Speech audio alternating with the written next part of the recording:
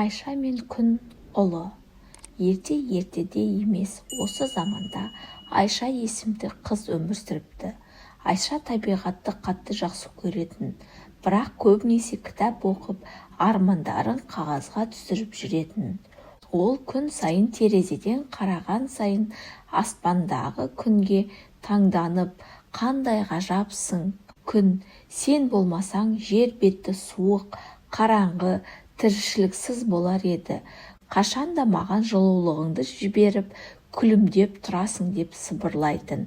Бір күні Айша үйінің жанындағы ескі алма ағашының астында кітап оқып отырған кезде аяқ астынан ерекше бір жарық пайда болды.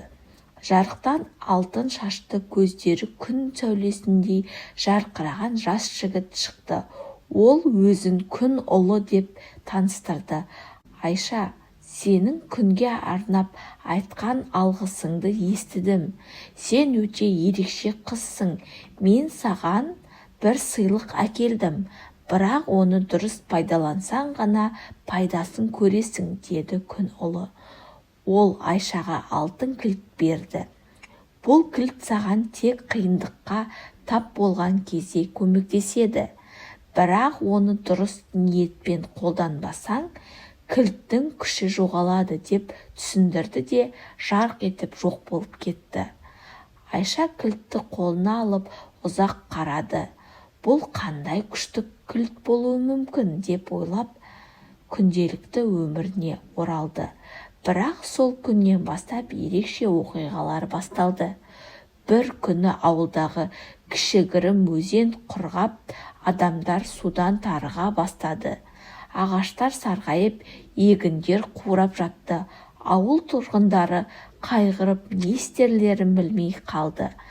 Айша алтын кілтті қолына алып ойлана бастады. Мүмкін осы қиындықты шешуге кілт көмектесер деп, оны өзеннің құрғаған арнасына апарды.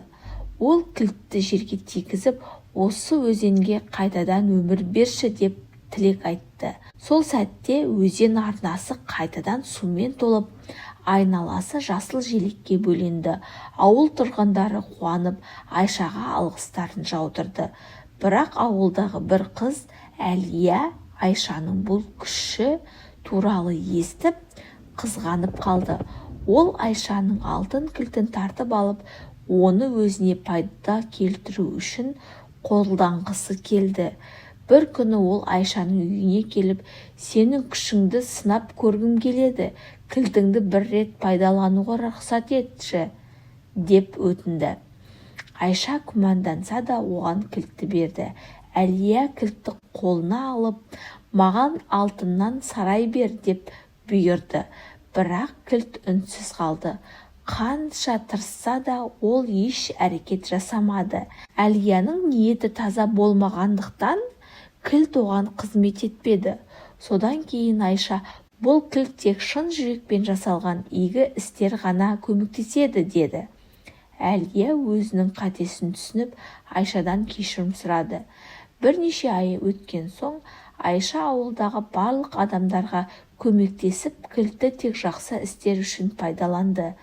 Бір күні күн ұлы қайтадан пайда болып, Айша, сен алтын кілттің күшін дұрыс пайдаландың. Енді оның күшін өз жүрегіңде сақта.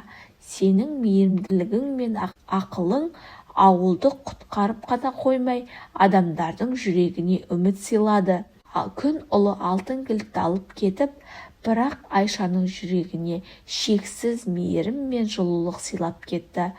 Айша сол күннен бастап бүкіл ауылға үлгі болып, адамдарға көмектесуді жалғастырды. Ол тек табиғатты ғана емес, адамдардың бір-біріне деген махаббатын да қорғауға тырысты.